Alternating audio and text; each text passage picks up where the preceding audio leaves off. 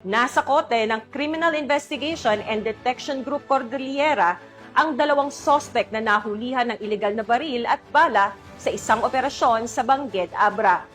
Patrolwoman Myra Beran, ibalita mo.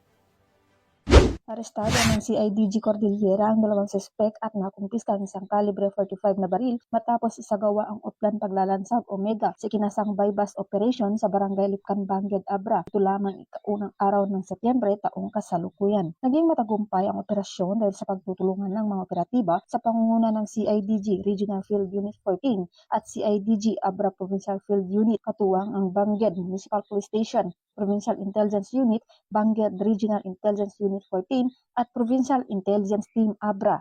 Nakumpiska mula sa mga suspect ang kalibre 45 na baril, may marka na walang serial number, isang magazine at 3 bala, 30 piraso ng 1,000 peso bill, bodal money, isang piraso ng 1,000 peso bill, subscribe money at iba pang ebidensya. Isinagawa ang pag-inventaryo sa mga nakumpiskang ebidensya sa mismong lugar at sa harap ng mga arestado na sinaksihan ng kinatawan ng lokal na pamalaan ng nasabing lugar. Matapos basahan ng kanilang karapatan sa salitang kanilang naiintindihan, dinala ang mga arestado sa tanggapan ng pulisya para sa tamang dokumentasyon at wastong disposisyon bago i-turn over sa kinauukulang hukuman. Mahaharap ngayon ang mga arestado sa kasong paglabag sa RA 10591 o mas kilalang Comprehensive Firearms and Ammunition Regulation Act. Ang matagumpay na operasyon ay patunay ng mas pinaigting na pagpapatupad ng batas at upang panitilihing ligtas at payapa ang komunidad tungo sa isang bagong Pilipinas. Mula dito sa Baguio City, ako ang inyong PNN correspondent, Patrolwoman